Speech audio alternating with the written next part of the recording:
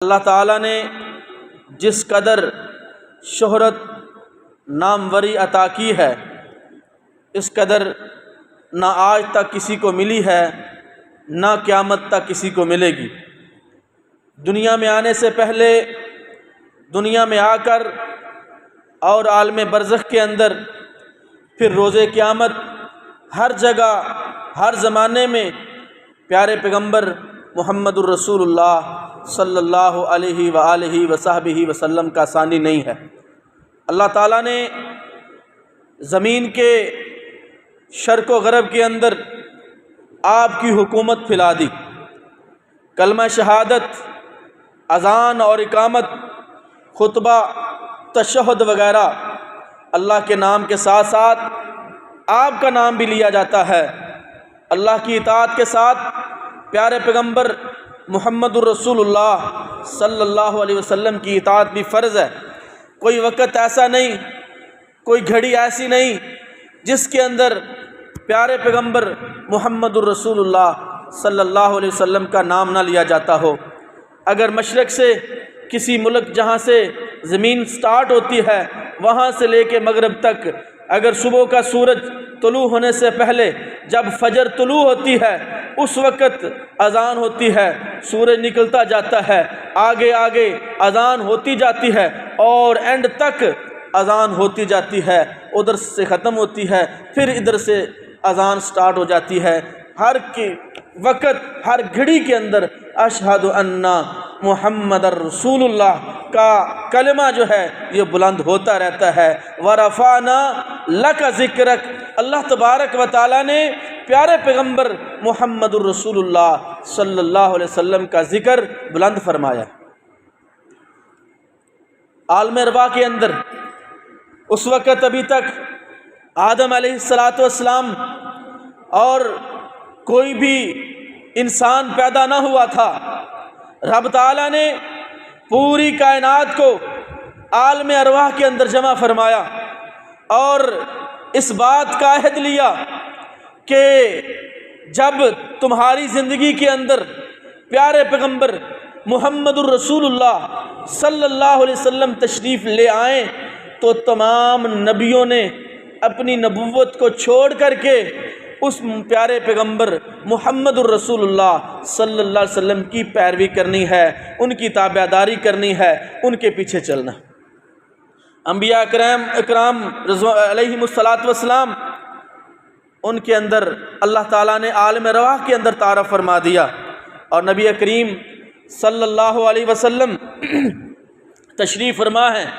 آپ کے صحابہ اکرام نے آپ سے آپ کی پیدائش کے متعلق، آپ کی آمد کے متعلق، دنیا کے اندر تشریف آوری کے متعلق تو پوچھا تو پیارے پیغمبر صلی اللہ علیہ وسلم نے فرمایا، امام مستدرک اس کو اپنی صحیح کے اندر لے کے آئے ہیں، آقا فرماتے ہیں میں اپنی والدہ محترمہ کے پیٹ کے اندر تھا تو اللہ تبارک و تعالیٰ نے میری والدہ کو دکھایا کہ میری والدہ محترمہ کے پیٹ سے ایک روشنی نکلی ہے، نور نکلا ہے، جس سے شام کے قلعے اللہ تعالیٰ نے روشن کر دیے ہیں۔ یہ پیارے پیغمبر محمد الرسول اللہ صلی اللہ علیہ وسلم ابھی دنیا میں تشریف لائے نہیں ہیں، آقا علیہ السلام کے چرچے آپ سے پہلے بھی موجود تھے۔ حضرت موسیٰ علیہ السلام نے بھی دعا کی، حضرت عیسیٰ علیہ السلام نے بھی بشارت دی۔ خود نبی رحمت صلی اللہ علیہ وسلم فرماتے ہیں میں ابراہیم علیہ السلام کی دعا کا نتیجہ ہوں اور حضرت عیسیٰ علیہ السلام کی بشارت کا نتیجہ ہوں کہ دنیا کے اندر میں نبوت کا اعلان فرما رہا ہوں۔ حضرت جابر بن عبداللہ رضی اللہ تعالیٰ عنہ بیان فرماتے ہیں کہ زمین و آسمان ہر چیز نبی محترم صلی اللہ علیہ وسلم کا حیا کرتی، احترام کرتی، اور نہ احترام کرتے تو بدبخت جن کے دلوں کے اندر منافقت، بغض، کینہ، شرک بھرا ہوا تھا وہ ہی نہیں احترام کرتے تھے۔ محترم بھائیوں، حضرت جابر بن عبداللہ رضی اللہ تعالیٰ عنہ بیان فرماتے ہیں کہ میں نبی کریم صلی اللہ علیہ وسلم کے ساتھ جا رہا تھا کو آپ کو قضاء حاجت کی ضرورت آئی تو پیارے پیغمبر صلی اللہ علیہ وسلم دور تشریف لے گئے. آپ کسی اوٹ کے اندر کسی پردے کے اندر قضاء حاجت فرمایا کرتے تھے.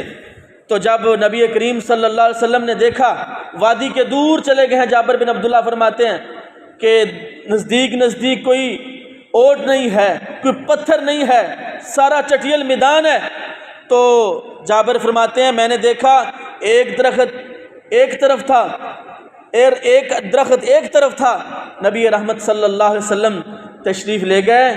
صحیح مسلم کے اندر آتا ہے حضرت نبی کریم صلی اللہ علیہ وسلم نے اس درخت کی ٹہنی کو پکڑا جس طرح آپ فرما رہے ہوں چل میرے ساتھ، اور جب درمیان کے اندر لائے اس کو چھوڑ دیا، پھر دوسرے کو پکڑ کے لائے اور ادھر نبی رحمت صلی اللہ علیہ وسلم جب قضاء حاجت سے فارغ ہو گئے تو جابر فرماتے ہیں کہ نبی کریم صلی اللہ علیہ وسلم واپس تشریف لے آئے اور درخت بھی اپنی اپنی جگہ چلے گئے. پیارے پیغمبر محمد الرسول اللہ صلی اللہ علیہ وسلم فرماتے ہیں میں مکہ میں اس پتھر کو بھی جانتا ہوں جو نبوت سے پہلے مجھے سلام کیا کرتا تھا. حضرت عبداللہ بن عباس فرماتے ہیں رضی اللہ تعالیٰ عنہ کہ نبی کریم صلی اللہ علیہ وسلم جہاں سے بھی گزرتے آپ کو درخت بھی پتھر بھی آپ علیہ الصلوۃ والسلام کو سلام کیا کرتے تھے. نبی رحمت صلی اللہ علیہ وسلم مدینہ تشریف لے گئے. مسجد نبوی کے اندر آپ خطبہ جمعہ ارشاد فرمایا کرتے تھے تو ایک کھجور کا تنا تھا ممبر کے پاس، محراب کے پاس، امام کے کھڑے ہونے کی جگہ کے قریب. آقا علیہ الصلوۃ والسلام اس تنے کے ساتھ ٹیک لگاتے اور خطبہ جمعہ ارشاد فرمایا کرتے تھے. ایک انصاری عورت کہنے لگی یا رسول اللہ صلی اللہ علیہ وسلم اگر آپ اجازت فرمائیں تو میرے پاس ایک غلام ہے جو بڑھئی کا کام جانتا ہے، لکڑی کا کاریگر ہے بڑا زبردست، اگر آپ اجازت دیں تو میں آپ کے لیے خطبہ جمعہ کے لیے ممبر نہ بنوا دوں. تو آپ نے فرمایا جیسے آپ کی مرضی. اس عورت نے آپ کے لیے ایک خوبصورت ممبر بنوایا. پیارے پیغمبر صلی اللہ علیہ وسلم ممبر پہ تشریف فرما ہوئے. ابھی آپ نے خطبہ سٹارٹ ہی کیا تھا کہ اتنے رونے کی آواز آئی.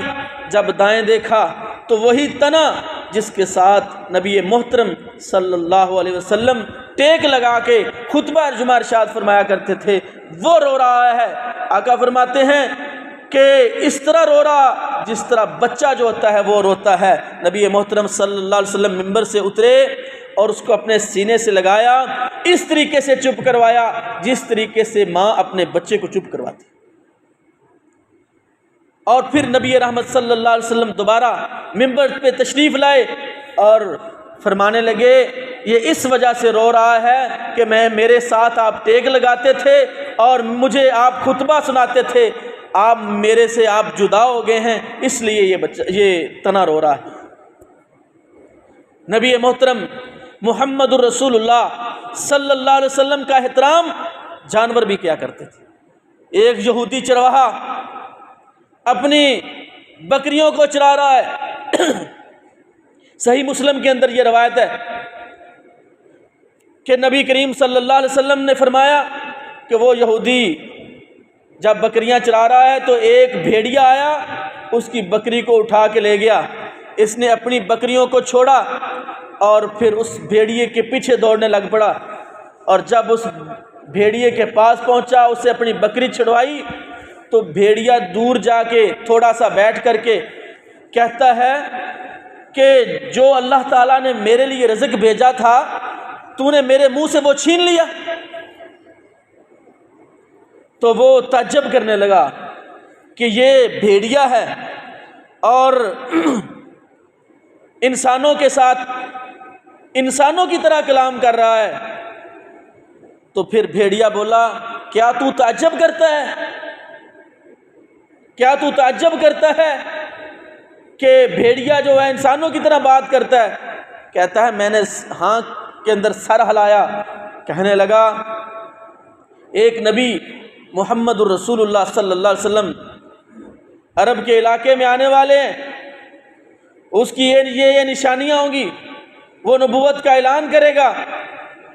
تو وہ کہتا ہے میں نے اپنی بکریاں چھوڑی واپس، اور سیدھا پیارے پیغمبر محمد الرسول اللہ صلی اللہ علیہ وسلم کو تلاش کرتے کرتے پیارے پیغمبر کے پاس پہنچ گیا، اور یہ سارا واقعہ نبی محترم صلی اللہ علیہ وسلم کو سنایا۔ تو پیارے پیغمبر محمد الرسول اللہ صلی اللہ علیہ وسلم نے فرمایا کہ میں بھی اس کی تصدیق کرتا ہوں، میرے صحابہ آپ بھی اس کی تصدیق کریں۔ جب آپ نے تصدیق فرما دی کہ یہ بات ایسے ہی ہے جیسے تو بیان کر رہا ہے، تو اس لڑکے نے، اس چرواہے نے کہا یا رسول اللہ صلی اللہ علیہ وسلم مجھے کلمہ پڑھائیے، مسلمان کیجیے۔ نبی محترم صلی اللہ علیہ وسلم کا احترام جانور بھی کیا کرتے تھے، درخت بھی کیا کرتے تھے، لکڑی کے ستون بھی کیا کرتے تھے، اور نبی رحمت صلی اللہ علیہ وسلم کا تذکرہ اہل کتاب جو ہے وہ بھی کیا کرتے تھے۔ عیسائی، جس طرح میں نے پچھلے جمعے کے اندر حضرت سلمان فارسی رضی اللہ تعالیٰ عنہ کا واقعہ نقل کیا کہ وہ بھی نبی کریم صلی اللہ علیہ وسلم کی بشارت دیتے تھے۔ جب راہب، آخری راہب بچا، تو اس وقت سلمان فارسی رضی اللہ تعالیٰ عنہ کو اس راہب نے، جو عیسائی تھا، اس نے آپ کی نشانیاں بتلائیں کہ آپ کی مہر نبوت ہوگی، آپ جو ہے وہ تحفہ قبول کر لیں گے، صدقہ آپ نہیں کھائیں گے، اور جو ہے وہ عرب کے علاقے کے اندر دو کالے پتھروں کے علاقوں کے اندر آئیں گے، کھجوروں کے علاقے کے اندر آئیں گے۔ یہ پیارے پیغمبر محمد الرسول اللہ صلی اللہ علیہ وسلم کی نشانیاں یہودی بھی بتلایا کرتے تھے، عیسائی بھی بتلایا کرتے تھے۔ آپ علیہ الصلوۃ والسلام دنیا میں اعلیٰ و ارفع و بالا ہیں، ورفعنا لک ذکرک، اللہ تعالیٰ نے آپ کا ذکر بلند کر دیا ہے۔ یہودی بھی اپنی کتاب کے اندر پہلے نمبر پہ لکھتا ہے تو محمد الرسول اللہ صلی اللہ علیہ وسلم کا نام لکھتا ہے۔ عیسائی بھی اگر اپنی کتاب کے اندر لکھتا ہے تو سب سے پہلے نبی محترم محمد الرسول اللہ صلی اللہ علیہ وسلم کا نام ذکر کرتا ہے۔ اس لیے اللہ تعالیٰ نے ہمیں یہ کہا ہے قل ان کان آباؤکم، اگر کہہ دیجئے یا رسول اللہ صلی اللہ علیہ وسلم آپ فرما دیجئے ان کان آباؤکم، اگر تمہارے آباء و اجداد، باپ دادا، اور وابناؤکم، تمہارے بیٹے بیٹیاں، پوتے پوتیاں، دوتے دوتیاں، اور واخوانکم، تمہارے بھائی، رضائی بھائی، چچا کا بھائی، سگا بھائی، وازواجکم، تمہاری بیویاں، وعشیرتکم، اور تمہارے رشتہ دار، واموالکم، واموال اقترفتموها، وہ تمہارے اموال جن سے تم تجارتیں کرتے ہو، تخشون کسادہا، جس کے گھاٹے سے تم ڈرتے ہو، ومساکن ترضونہا، اور تمہاری رہائش گاہیں، تمہاریاں کوٹھیاں، تمہارے بنگلے، تمہاری کاریں، ان سب کا ذکر کر کے، ان سب چیزوں کا، باپ دادے کا، رشتہ داری کا، عزیز و اقربا کا، کوٹھے کا، مال کا ذکر کر کے اللہ کیا کہتے ہیں؟ احب الیکم من اللہ ورسولہ، یہ اللہ اور اس کے رسول سے زیادہ محبوب ہیں۔ وجہاد فی سبیلہ، اللہ کے راستے کے اندر جہاد کرنے سے زیادہ محبوب ہیں۔ فتربصوا، پھر انتظار کرو، حتی یأتی اللہ بامرہ، اللہ کی طرف سے عذاب نہ آ جائے۔ آج سنت پر عمل کرتے ہوئے مجھے کس چیز نے روکا ہے؟ بدعت پر عمل کرتے ہوئے مجھے کس نے چیز نے اکسایا ہے؟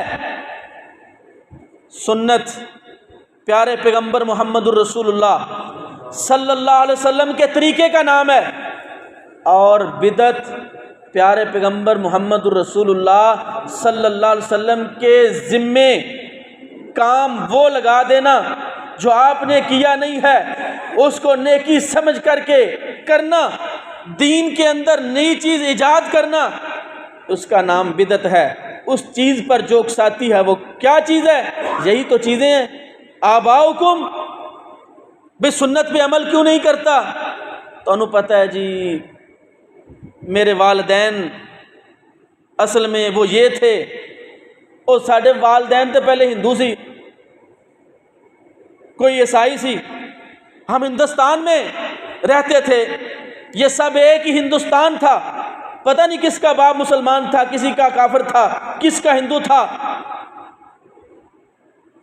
وہ نبی کریم صلی اللہ علیہ وسلم نے جب توحید کی دعوت دی نا، جب انہوں نے اپنے باپ اجداد کا ذکر کیا، لقمان علیہ السلام کا ذکر کیا، تو پیارے پیغمبر نے بھی یہی بات کی، اگر تم لوگ لقمان علیہ السلام کو اگر باپ سمجھتے ہو اپنی اولاد کا، اگر اس نے اپنی اولاد کو توحید کی بات کی ہے، شرک سے بچنے کی بات کی ہے، میں بھی تو وہی کہتا ہوں۔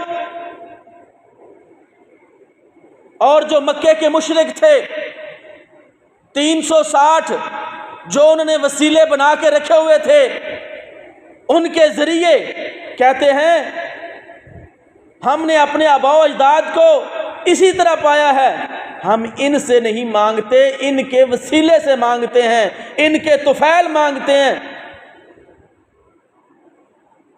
یہی تو بدعت ہے، یہی تو شرک ہے۔ اللہ کیا کہتے ہیں؟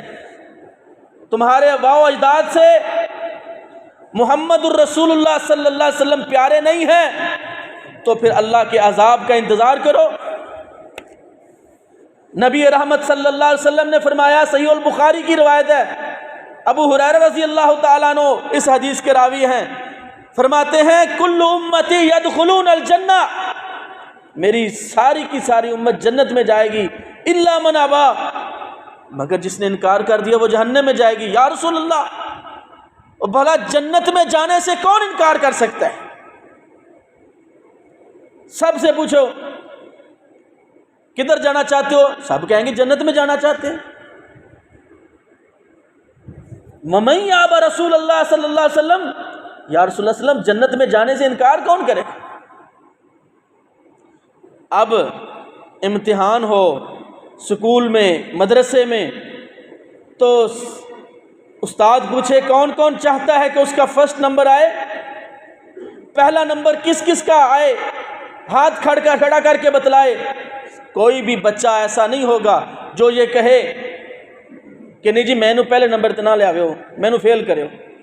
کسی طالب علم کا دل ہوتا ہے، جو بچہ پڑھے گا، محنت کرے گا، من طلب العلا سحر اللیالی، جو بلندیوں کو پانا چاہتے ہیں وہ راتوں کو جاگتے ہیں، جو رات کو اٹھ کے مطالعہ کرے گا، پڑھے گا، وہ پہلے نمبر پہ آ جائے گا، جو سویا رہے گا وہ فیل ہوگا۔ سیدھی سیدھی بات آپ نے بھی یہی کہی، وَمَن یَأْبَ یا رسول اللہ مَنْ أَطَاعَنِی دَخَلَ الْجَنَّةَ، جس نے میں محمد صلی اللہ علیہ وسلم کی اطاعت کی، فرما برداری کی، جنت میں چلا جائے گا۔ وَمَنْ عَصَانِی فَقَدْ أَبَىٰ، اور جس نے میری نافرمانی کی وہ جہنم میں جائے۔ آج سیدھا سادہ سچا سچا اصول یاد کر لیں، کسی بھی کام کرنے سے پہلے، کسی بھی نیکی کا کام کرنے سے پہلے یہ دیکھیں کہ یہ اللہ کا حکم ہے۔ نمبر 2، رسول اللہ صلی اللہ علیہ وسلم کا حکم ہے، پیارے پیغمبر نے یہ کام کیا ہے۔ نمبر 3، اللہ نے منع کیا ہے، رسول اللہ صلی اللہ علیہ وسلم نے منع کیا ہے۔ اگر اللہ کا حکم بھی نہیں ہے، پیارے پیغمبر صلی اللہ علیہ وسلم کا حکم بھی نہیں ہے، اللہ نے منع بھی اس چیز سے کیا ہے، نبی کریم صلی اللہ علیہ وسلم نے منع بھی کیا ہے، تو پھر وہ کبھی نیکی ہو نہیں سکتی، کبھی نیکی نہیں ہو سکتا جو رسول اللہ صلی اللہ علیہ وسلم کا طریقہ نہیں ہے۔ میں ایک مثال دے کر کے بات کو سمجھاتا ہوں۔ پیارے پیغمبر محمد الرسول اللہ صلی اللہ علیہ وسلم نے فرمایا، 2 چیزیں تم میں چھوڑ کے جا رہا ہوں، کتاب اللہ اور سنت رسول اللہ۔ دوسری روایت کے اندر آتا ہے اہل بیت تمہارے اندر چھوڑ کے جا رہا ہوں۔ پھر نبی رحمت صلی اللہ علیہ وسلم نے فرمایا، میری سنت کو اور خلفائے راشدین کی سنت کو، طریقے کو اپنا لو۔ ان خلفائے راشدین میں سے، المہدیین میں سے ایک کا نام ہے عمر۔ عمر تیرے نام سے جلتے ہیں کافر، جلنے والے۔ کیا شان ہے عمر، جس کا حیا آسمان کے فرشتے کرتے ہیں، جس کا حیا پیارے پیغمبر صلی اللہ علیہ وسلم کرتے ہیں۔ آج دنیا کے اندر بدبخت شیطان کی اولاد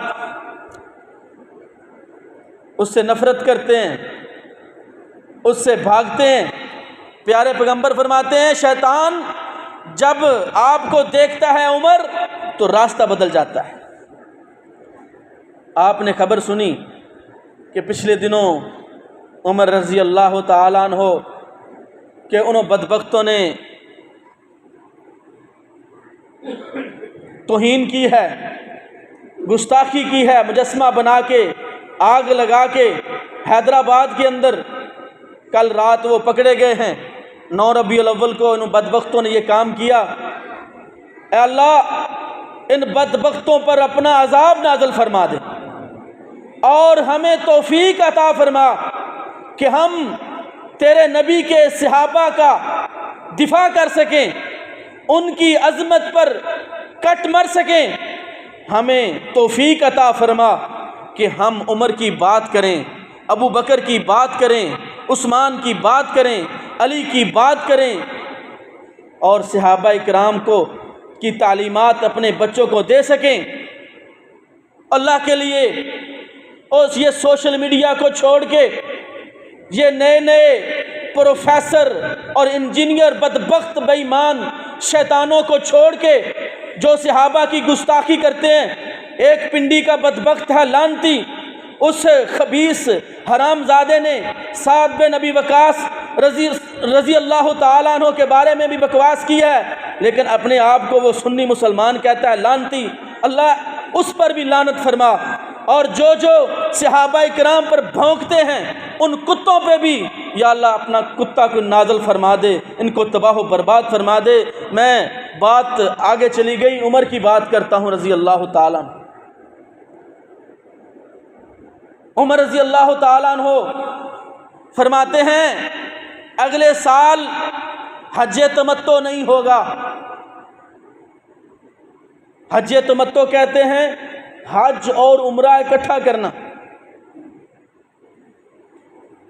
سب لوگوں نے اعلان سن لیا، بیٹا کھڑا ہوا کسی راستے کے اندر، بیٹے نے کہا کہ حج تمتع ہوگا۔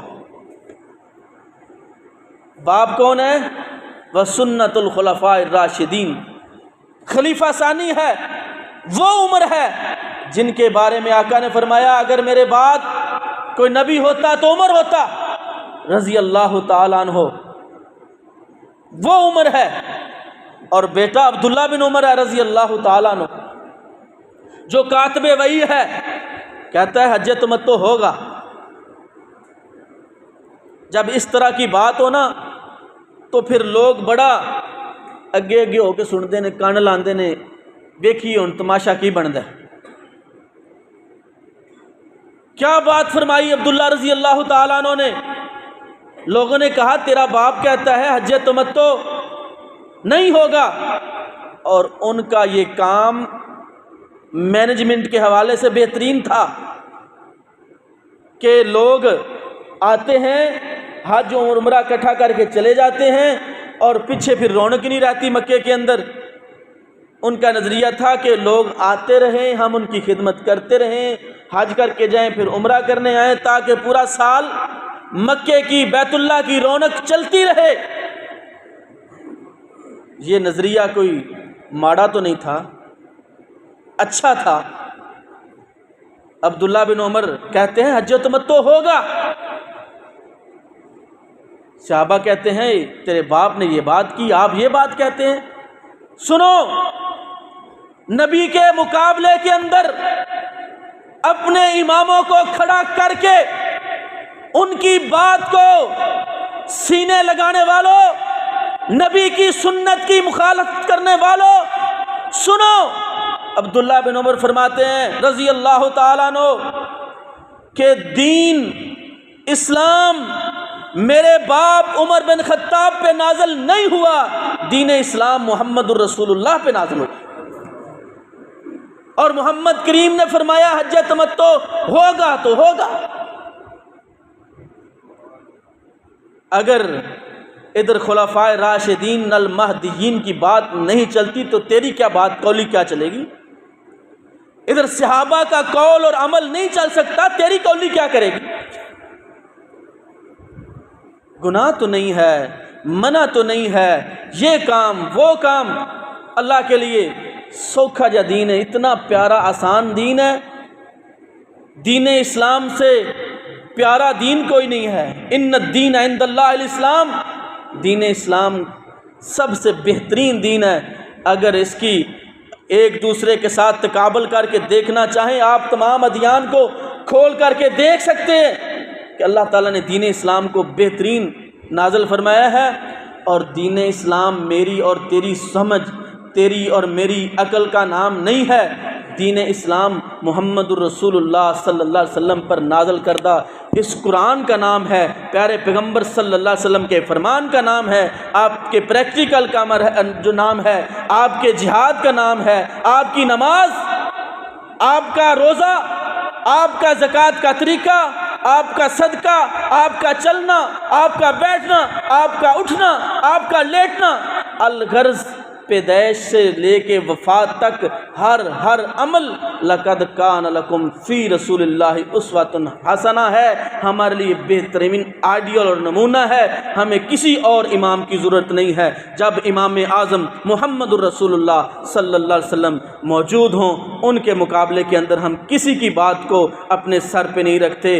نبی کریم صلی اللہ علیہ وسلم کی حضرت امام انس بن مالک رضی اللہ تعالیٰ عنہ فرماتے ہیں، مالک بن انس رضی اللہ تعالیٰ عنہ کے بیٹے کیا فرماتے ہیں آپ کی قبر مبارک کی طرف اشارہ کر کے کہ پوری دنیا کی باتوں کو مانا بھی جا سکتا ہے، ٹھکرایا بھی جا سکتا ہے، لیکن اس صاحب قبر یعنی نبی کریم صلی اللہ علیہ وسلم کی بات کو مانا ہی جا سکتا ہے، ٹھکرایا نہیں جا سکتا۔ وآخر دعوانا الحمدللہ۔